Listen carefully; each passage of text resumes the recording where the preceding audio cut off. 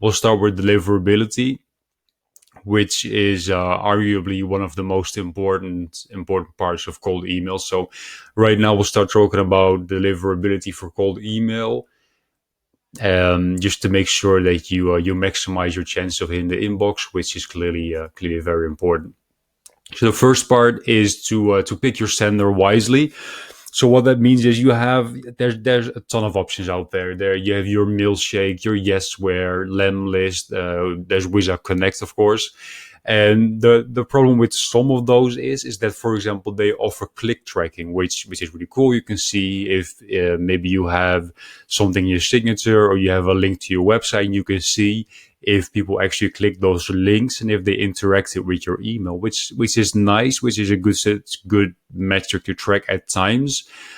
But the problem is, and even when you're opting out of those clicks, the problem is that some of those let's call them mail mergers, they are adding pixels to your email. And what that means is it's a pixel. Once it is displayed, you can then see the metrics for your emails. But the problem is that spammers use that same technique with completely different purposes than you. So those pixels, they end up hurting your email deliverability just because Google spam filters, basically every email inbox out there, they're making sure that the people who have an email address with them, that they're protected. So they're looking at HTML, at other things that we'll touch on later. But having a pixel in there also can hurt your deliverability, because it's great for tracking metrics, but it can also be used for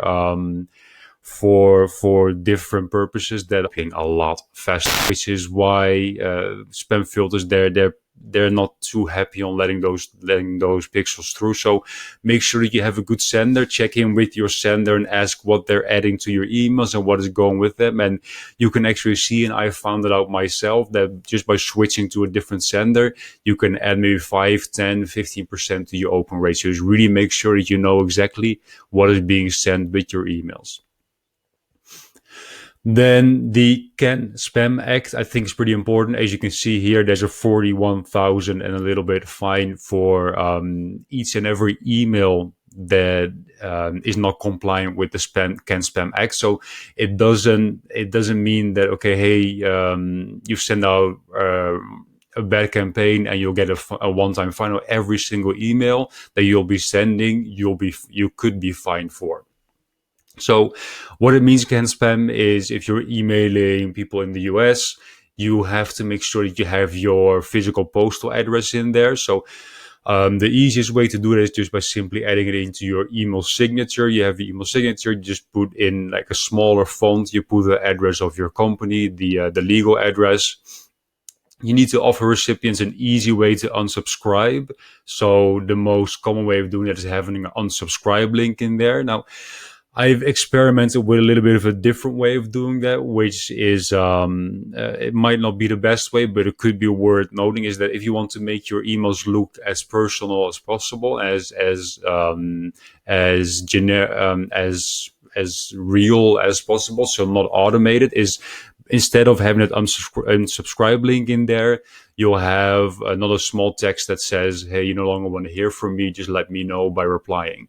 It looks a little bit more natural. It could technically qualify as an easy way to unsubscribe. You have to be a little bit careful. Again, I'm not offering legal advice here, but it could be a workaround if you want to make things look a bit more natural. And then naturally, you don't want to be misleading or deceptive. And there's more to the Can Spam Act, and if you're in Europe like I am, then GDPR is obviously also a really big one for you. So it's something that you also want to be researching for yourself. Don't just take my advice for it, but it's definitely if you're just taking these 3 points here, if you take those, if you keep those in mind, then you should be fine.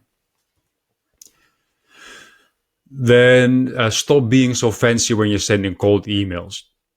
I've seen a lot of cold emails where people they try and send lead magnets with it, or case studies, or they have a really cool email signature where they link to a speech that they did, or they have a YouTube video in there. Maybe they're even embedding that YouTube video in there, or there's a lot of things that you can do. Or you have your email signature generators who will generate a nice HTML signature for you, which links to all your social media and everything, which is important when you are doing when you're doing email communication with others. However, when you're sending cold email, you don't want to do that. That is the reason is that spam filters, they pick up on the amount of HTML that you have in your emails. And the Boomerang, and I believe also HubSpot, and me myself, actually, we've ran a lot of tests just to compare HTML to plain text emails, and you can usually see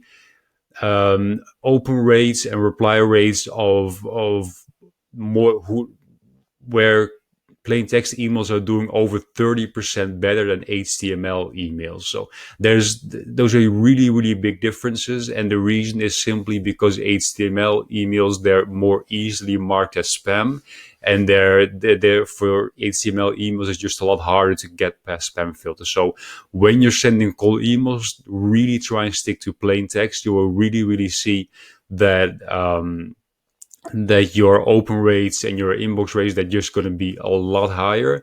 And one additional benefit is that it just looks a bit more natural when you're just sending your basic plain text email. It just looks really natural and doesn't come off as aggressive, and it just seems like you're interacting with a person rather than a company or a person at a company. So not being fancy and having plain text emails is definitely something you want to be doing when you're doing cold email. Then when you're doing cold email, make sure that you warm up your cold emails. So what I mean by that is if you have a new inbox or a new domain, you do prospecting a lot faster. Startup, you don't want to start sending maybe 50 or 100, 200 emails per day. First of all, try never go over 200 emails per day. That should be your cap, but I'll talk about that in a different part. But really make sure you warm things up. So you really want to first of all, make things look as human as possible. So what you want to do, first of all, you want to have a consistent sending volume. What you would do, for example, send 10 emails every single day for the first 2 weeks, then 20 for the next 2 weeks, 30, 40, etc., or 10, 20, 40, 60. Just warm it up gradually and make sure you have a consistent sending volume. So what you could also do, for example, you'll send 10 emails to email addresses that you own or to friends and family the first day. Then the second day you actually send 10 cold emails. Then the day after that you send another 10 emails where you know people will respond to you. So then that way every single day you're sending the same amount of emails, but you're having your cold emails in between there. Then you also want to make sure there's emails coming in, because an inbox that doesn't have emails coming in just looks unnatural. So what you could do, the first thing when you register your email account is you sign up to a few email newsletters. Just Google some popular email newsletters. Maybe you already know a few. You sign up to those, you have emails coming in. You also want that ratio to be in balance. So you don't want to send 1,000 emails and receive only 5. So have a bit of a, let's say, 4, 5, 6 to 1 ratio that you're having there, where you're receiving 50 emails and you're sending out 200. So make sure you're not sending out too many emails at once. Just really gradually warm it up. Make sure you have responses to some of the emails that you're sending. No high bounce rates. Make sure there's emails coming in, and just really make sure that that ratio also sort of makes sense. Now, there's services out there who do that for you. There's, for example, mailwarm.com. They can do it for you. I believe they charge $50 per email address. There is also Folderly, which is a startup from Belkins.io, who are a really, really experienced and specialized cold outreach agency. They will do it for you, but if you don't have the budget for it, or you just have one inbox and it just makes sense for you to do it yourself, make sure that you stick to those rules and make sure you warm it up gradually. and that way you'll make sure that you're not going to end up in spam. Then when you're doing cold outreach, make sure that you register a cousin domain. So what a cousin domain is, and you can see the example here. Imagine your company is Apple and your domain is apple.com. You register getapple.com or apple.io. Then the reason for that is you don't want your most important emails, your transactional emails, or your emails to investors or whoever is important to your business.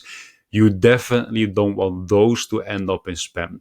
So make sure that you have a domain that is similar. You forward it to your regular domain, and then you register your inbox. You have your inboxes there. You have your G Suite account there, and you warm that domain up. So then when something happens or you get blacklisted or marked as spam, maybe something goes wrong, then you're still protecting your main domain where you have your most important emails going in and going out. So it's sort of a best practice for sending cold emails. It's called a cousin domain, where you just have your separate domain, you warm it up, and that way you're protecting what is arguably one of your most valuable assets, which is your main domain.